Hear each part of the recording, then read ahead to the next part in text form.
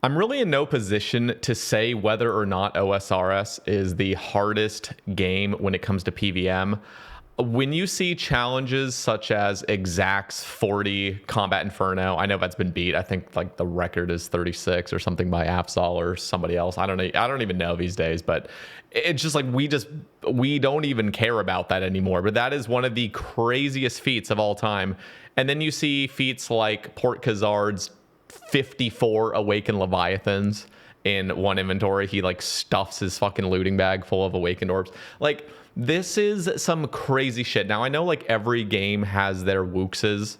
I have failed to even mention Wooks. Like, Wooks was the GOAT. I don't know if he's like the GOAT anymore. I mean, I guess you could still call him the GOAT, but he's no longer like the modern GOAT. I feel like we have Port Khazard, we have Wydega, we have like all these other Giga Chads that are taking the scene. But overall, I want to discuss this Reddit post today that's kind of talking about the difficulty of OSRS. And I want to kind of share some of my thoughts. I want to obviously read some of the comments as well and really kind of get to the bottom of whether or not OSRS is truly hard or it's just getting used to the game mechanics, because we have a game unlike any other. The tick system is so bizarre, and most games don't run on anything like this. So it's definitely a rhythm game. So let's jump into this little Reddit post by Fitsu. He says, I have found a new admiration for people who do endgame content. I always knew stuff like Coliseum, Awakened Bosses, contracts were hard, but I figured if I really put in the time, I could probably do it. But straight up, you people doing this content in the base game are insane. And the guys who do stuff like 27 Awakened Leviathans in a row with no food, you're actually not human. I've played games for 20 plus years. I consider myself pretty good at games. I've done no healing playthroughs of the entire Soul series, been in top 100 guilds, mythic rating in World of Warcraft, etc., and can confidently say the absolute peak of endgame in OSRS is the hardest PvM content in the world. Again, first of all, I love that he will just fully admit like he's really good at games and stuff, but OSR's PvM is just a different beast entirely. And it's kind of cool. So if you've put in a bunch of time, it genuinely, like, completing the Inferno or something is unlike any other experience. It feels like with most games, I'm not in a position to be saying whether or not other games really have this. I'm imagining so. I really just main RuneScape. I don't really have much experience in other games. Like when it comes to endgame, other games, I've played other games and stuff, but I'm talking the similarities between like end games. And I just feel like with most other end game PvM, it really is a matter of just having played enough. And what I mean by that is like just building up enough gear or weapons or just stats in general to be able to take on the hardest boss. It feels like other games usually allow your actual gear progression to advance you far enough so like challenges become easier. Whereas OSRS, look at the Inferno release. Like, yes, we had a T-bow at that time, but we didn't have all the new stuff we have. You know, when did the Inferno come out? 2017. So it's been 8 years. I mean, in 8 years, we've had a lot of new stuff come out. I mean, people were rocking full Arma. Now we have like full Masori and whatever else. And I mean, that was just fucking insane. And there was no way to just get another T-bow, you know, and then just do double DPS if you played enough or just got enough gear, spent enough money. It's like, it's just not how it works. So I feel like other games sort of give you that leverage. Like, if this is really too hard for you, just keep training and you'll eventually just be able to sort of cheese it, you know? So let's read some of these comments, because I honestly feel like he might be right. OSRS really is one of the, like, just the hardest game when it comes to PvM. But I have a caveat, but let's read some of these comments first. For real, I'm out here struggling to finish the grid in Gridmaster. Awakened Whisper and Leviathan are no joke, even with all the buffs. Yeah. I also feel like sometimes the temporary leagues, just temporary game modes in general in Gridmaster, you can almost feel like you're unstoppable, and then you do get stopped and it's like, oh shit, I was not expecting that. So I feel like you don't go into these very difficult encounters with the right mindset. Maybe I'm again no position to really say whether or not that's the case, but let me know down in the comments. This is still true. It's not to say that any of these challenges are easy, but putting in the time, learning, reflecting on mistakes, and experimenting with different strategies remain as great ways for improvement, obviously. And it's okay to stop and say, yeah, this isn't something I want to commit to learning. I think ultimately this is a deliberate choice, and there's nothing wrong with that at all. Overall, I've accomplished less than friends/peers, but narrow and specific knowledge has helped me succeed in places where they struggle. You don't get that specific knowledge without a lot of repetition, experimentation, and self-reflection. Ultimately, it comes down to whether you have the motivation and enthusiasm to put in the effort, and it is okay to decide that the effort is not something you want to put in. I think that is an entirely different positional mindset than saying it's just too hard. Yeah, it's true. OP says, I do think this is a bit of a disservice to the difficulty claiming anyone could with enough time. The thing is, you can with enough time, but there's such a massive building blocks you need to get to even understand what endgame PvM is doing. I mean, if you don't understand what a tick is, you are like, good luck with the Inferno. Good luck with, honestly, any of the Blorva Radiant Oathplate. Good fucking luck if you do not understand what a tick is. That is like fundamental, and genuinely, like, I remember, maybe it's easier these days. I'm actually very curious if there's any new players listening to this right now. Do you feel like how many hundreds of hours or thousands of hours did it take to fully conceptualize what a tick was and what exactly is happening in the game? Even something as simple as skipping over 2 tiles or 1 tick flicking. For me, I mean, genuinely, it took thousands of hours. Not like I was intentionally trying to learn it for thousands, but I had played the game for thousands of hours before the tick system, and specifically 1 tick flicking ever clicked with me. Now, I would say roughly around 50 to 100 hours of actually going in and like 1-ticking my Slayer tasks, and really just the repetition of it, just the constant caring to get good at this. I think it was roughly around 50 to 100 hours to really get that kind of set in. But it wasn't until I had already put in 2,000, 3,000 hours into this game where I even felt the motivation or the desire to sort of learn how to 1-tick flick. I feel like 1-tick flicking is very helpful. I mean, even something, I like throwing out the example of God Wars where you have 3 minions attacking you. Like, that shit was so fucking difficult for me and for so many people. When you start off on God Wars, it's not even worth like thinking about flicking 3 different minions after the boss is dead. You know what I'm talking about? It's just like, I'm just going to pray against the one that's going to hit me the most and then try to kill, the other 2 first. And then once you start understanding, like, oh, it's on a 5-tick rhythm. Again, 5-tick makes no fucking sense at first, and then it starts kind of clicking. And then what's really cool is the more you practice it, the more that sort of cycle internalizes, where you're not really counting the ticks, you're just feeling the ticks. There's like this sort of tapping your foot, like you're just kind of in the rhythm of things. And then not only are you just kind of praying and hoping that your prayer turns on in that tick, you're actually specifically timing your clicks to match the ticks and then like turn it off. And I feel like that's when the game becomes extremely addicting, and that's when PvM can really start clicking. And that's when you can actually start practicing things and putting in time. I think any time before that, it's just going to be a fucking headache, and it's going to feel like brute forcing. I could be wrong on that. Maybe I'm a bit jaded. I've put in 30,000 hours into this game, and I'm nowhere near the best of the best. I mean, there's some fucking beasts in this game, but I can hold my own. I can do most content. I understand the tick system. I understand, especially doing a lot of tick manipulation skilling, that helped me to understand exactly what's going on. And honestly, just to get a bunch of repetition in for like clicking multiple times in a tick and trying to, I don't know, just feel rhythm across the game, whether it be skilling or PvM. So again, I feel like I'm not in a position really to speak for like the average player or to make comparisons with other games. So that's why I want you guys to comment below and let me know where I'm wrong.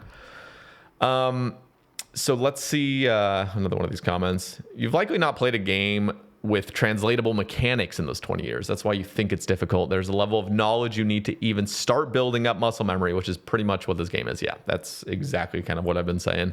I'm not going to say endgame PvM is easy. It's more difficult than WoW, also rated Mythic, not long after picking up the game, but not some crazy feat, unless we were talking the top single-digit players. Fuck some of what they do. Yeah. The top single digis, the names everyone knows, and the few who play at their level, their machines, the amount of information they process and respond to seemingly automatically within 0.6 seconds. Can't even do that with hacks. I've played for 23 years. There's so much, I think, talent at play. Like and just hand-eye coordination. I mean, there is just a huge disparity between natural ability for hand-eye coordination. And what I mean by that is even like click precision. So like you can have good hand-eye coordination somewhat, but as soon as it comes down to like, here, click 6 times in this 0.6 second interval and make all your clicks perfectly, succinct. I mean, you see people running the Inferno. You look at Scotty doing his, I don't actually know where he's been lately. I don't know if he's still doing speed running. I feel like I haven't seen his stream in forever, but like he is consistently doing like 7-way melee switches into clicking the boss within a tick or within 2 ticks, and like anticipating that shit, even if you understood mentally like this is what I have to do, it's actually executing it, which is fucking insane. Most PvM content doesn't really have you doing that stuff, but even in a situation where you have to click 3 times and it's kind of all over the place within a tick, that can be extremely difficult even if mentally you understand the mechanics. It's the actual performance of it which is just insane. Once you understand game ticks, I feel the game is pretty straightforward. Most encounters are scripted, and the main problem I have with high-level content in OSRS is it adds tedium rather than interesting mechanics, such as Inferno, prayer flicking, alt flicking, and TOA scaling invocations, increasing defensive and health, making bosses spongy. Arguably, the top PvMers in the game are definitely built different, but I feel like they embrace the tedium, constant one-tick flicking, constant tick perfect prayers, etc. Yeah.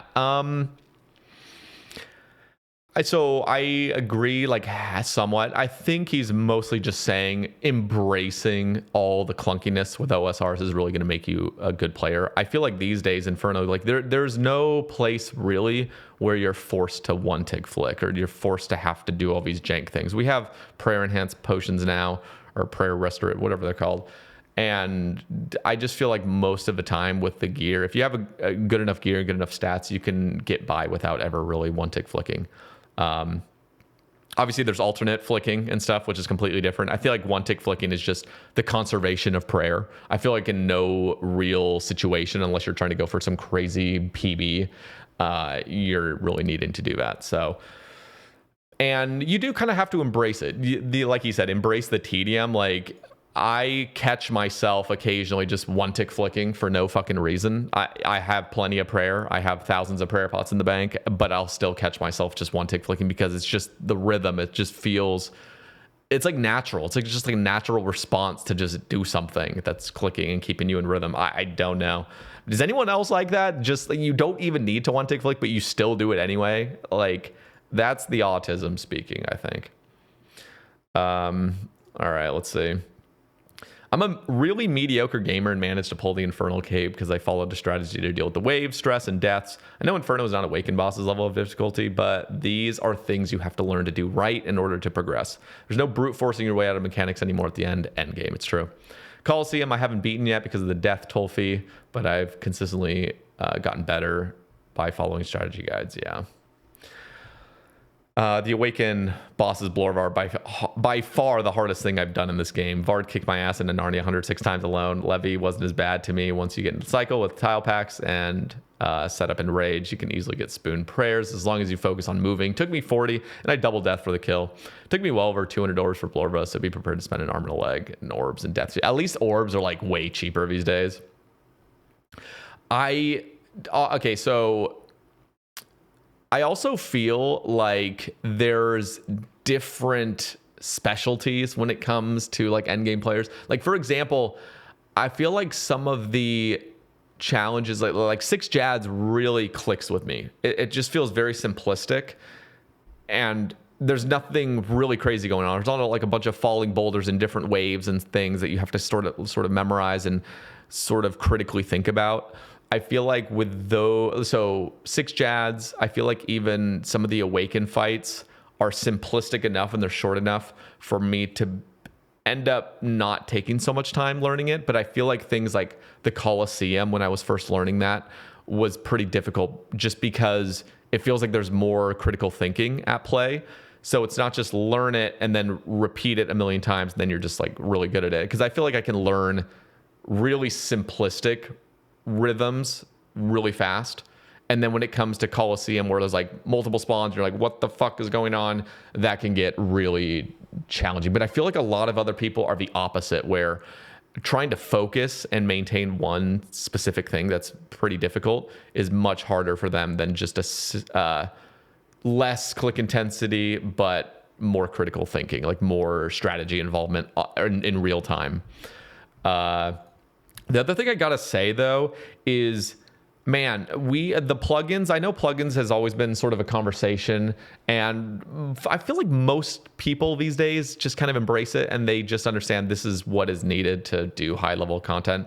But man, I understand this is not that, nobody really cares about this argument these days. But Bodhi's, I always think of Bodhi when I think of, like, even he uses some minimal plugins, but like he used to be the GOAT when it came to just playing vanilla and just dealing with what RuneScape was without all these plugins. And plugins have truly made PvM so much easier. And there is this weird disparity between a low-level player that doesn't even understand all the plugins to have and all the tiles marked and everything, them going into an endgame piece of content, versus somebody who has endgame gear, everything, every fucking tile marked out. He's watched all the guys. He has all the plugins enabled. There is a massive disparity between the difficulty of that. Like, if you threw both of them into like the different position, like vice versa, where the other guy now doesn't have any of those plugins and has the shittier gear, they would genuinely struggle. So I think it's important to note that people with endgame gear, Scythe, Tebow, just maxed out DPS, plus all the plugins that they have, plus all the tile markers, plus everything, that truly makes things easier. I'm not saying it's easy still, but it is much, much, much easier than trying to play the game in a more vanilla way with not best in slot gear.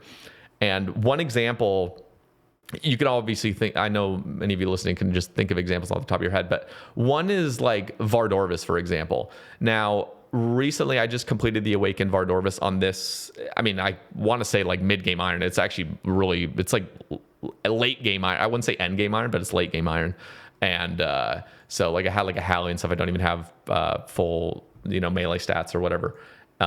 But doing that with the DT2 assist plugin thing, where you can like lower the pillars to ground floor and make it so the orbs that are spawning, the blue and the green orbs, are more bright, and so you can actually see them visibly, it makes the whole fight fucking easier. Like, honestly, if I turned off that plugin alone and the pillars were standing up, meaning that those little spikes can sometimes not be in a visible area the way I'm facing my camera, and then not really being able to see the blue and the green, the differences between them, that shit would make me like have to take so many more attempts on it, I feel like. So there's these plugins that truly make shit easier. And again, like when I'm looking at sort of earlier game players or players that are just jumping into PvM and just being like, holy fuck, whoever beats this is insane, they're seeing it from a completely different lens where they don't have any of the plugins and all the easy escape shit that's right at their disposal. I see even things like people running Coliseum or people running Inferno, and it's just littered with tile markers. Coliseum is probably the biggest example. I think of like somebody like No Monkey running Coliseum. He's got like fucking 200 tile markers that are exactly like, when this thing spawns here, then you move here. When this thing spawns on this thing, or like as soon as this guy has moved this far, and it's visibly there because he's marked all the tiles for it and he has all the names for everything. Yeah, things become easier. Now take that all away, I'm sure No Monkey could still easily do the Inferno or the Coliseum, but he's not going to have that pinpoint precision of like knowing, okay, this is exactly what I need to do next. This is exactly the prayer I need to flick to. This is exactly, as soon as you get rid of all that shit, things become much harder. And that is just tile markers. We're not even talking about all the other plugins, such as NPC indicators. That's sort of like a tile marker where you can kind of see exactly the pinpoint precision of NPCs. And I know I'm kind of like rambling on about this, but I really do feel like it's something to be considered when you're first jumping into PvM and it just looks impossible. You don't have all the advantages that endgame players do. So All right, a big part of the problem is how the content is ramped for new players, or rather for lower level players. Most mobs have zero mechanics to think about. The oldest of the bosses don't really have them either. Obor, Bryo, Scurious Moons, and Titans are really the introductions to real combat in the game. Hispori, Ice, Nagwa thing with a smattering of quest bosses also add to this. The problem, the lack of a real middle between bosses like those, where they have unique yet easily managed mechanics and fight slowly enough to easily keep along with. And with bosses like Doom, Yama, DS2 bosses, and Tob, where the fights are fast and the hits are very unforgiving. Honestly, I feel like Yama is exactly that middle ground, personally. Like that is the middle. Correct me if I'm wrong. I feel like Yama perfectly has just enough punishment and also is not too difficult, especially if you're doing it with somebody that knows what they're doing and you're learning. Yama is just fucking flawless when it comes to getting better at stuff. And it's so chill. The closest thing to a middle ground would be Gauntlet, where fighting Hunt Left requires 10 minutes of tedium between rounds of practice, and Toa, which can still be intimidating to a player who is just green log Titans. Yeah, that's true. Mechanically engaging boss content needs to start very early in the game before even the baby boss I mentioned at the start. There needs to be a big focus on not punishing players before they feel comfortable enough to take the training pants off. Yeah. I mean, listen, this is actually a separate sort of conversation. There has always been this sort of sentiment about not making things too easy and not giving players practice on things. What I mean by that is, like, whenever Tournament Worlds would come out, I don't actually remember if this was the case. Did they used to block the Inferno or do something about like not being able to just do the Inferno because it was going to be free supplies or something, or not being able to practice? What was it? I can't even remember, but it felt like there was a sentiment of like, don't let players that haven't done the challenge yet get practice at doing the challenge. That's part of the challenge. So being able to practice Zuck, for example, before or just at all ever, being able to practice Zuck, it like defeats the Inferno, for example. Or people have a problem with simulators.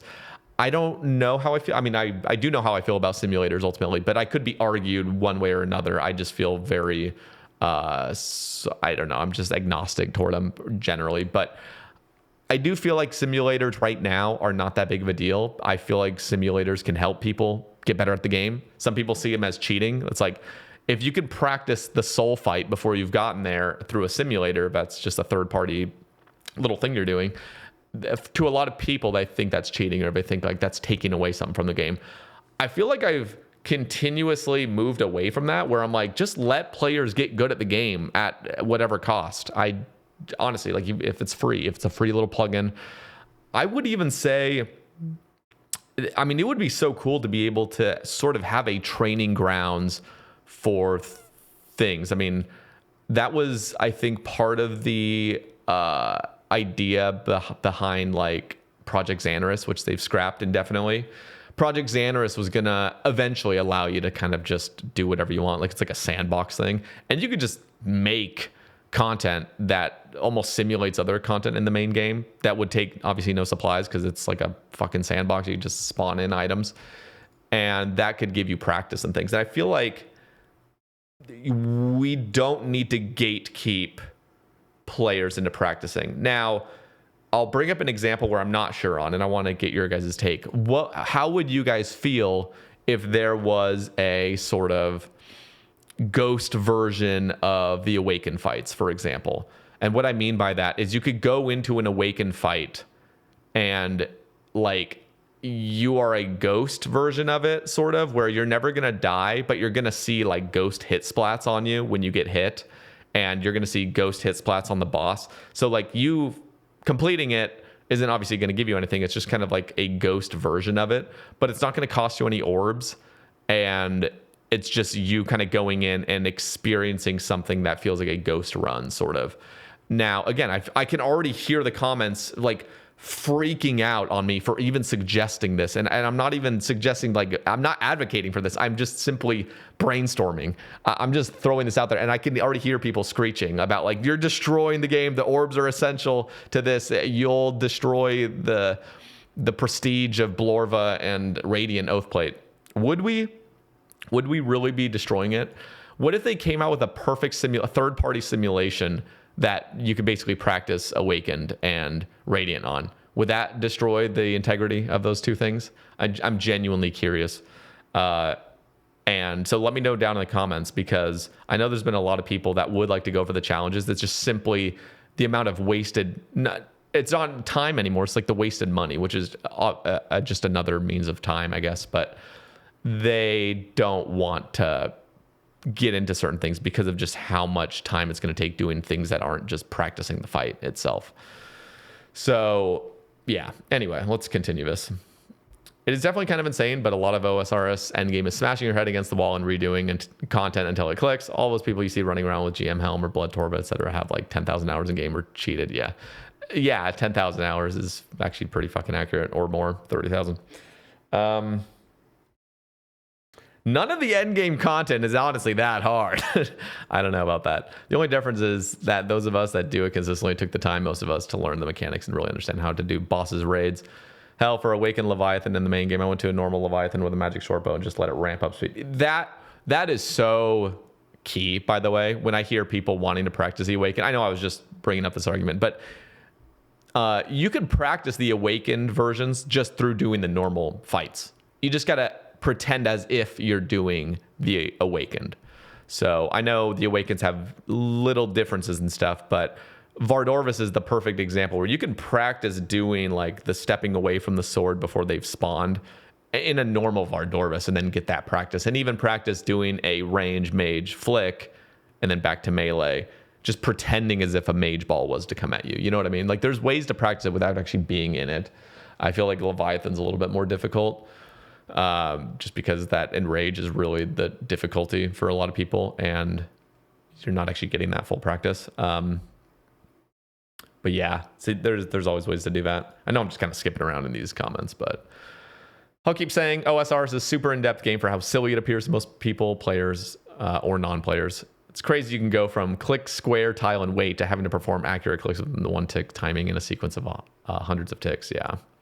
OSRS is like a completely different skill set than any other game. It has the weirdest, most unintuitive mechanics ever. The only way to get good is to accept that you're complete trash and need to learn everything from scratch. Die a lot in the process, yeah. So we'll leave it there. I'll obviously have this whole post down in the description, so you guys want to keep reading the comments. But let me know what you guys' overall thoughts are on the difficulty of OSRS. Is this the hardest game in the world when it comes to PvM? And I mean, like, legitimate challenges. I'm not saying, obviously, doing 54 fucking Awakened Leviathans in a row without dying and with no prayer or anything is just fucking unbelievable. But, for example, doing Radiant Oathplate or doing Blorva, is that among the hardest challenges across any game that's actually in the game? You know, it's not just some artificial, arbitrary challenge that somebody set themselves. Like, this is a genuine challenge in order to get a cosmetic override. Let me know what you guys think. Thanks for listening, and I'll catch you boys in the next one. Peace.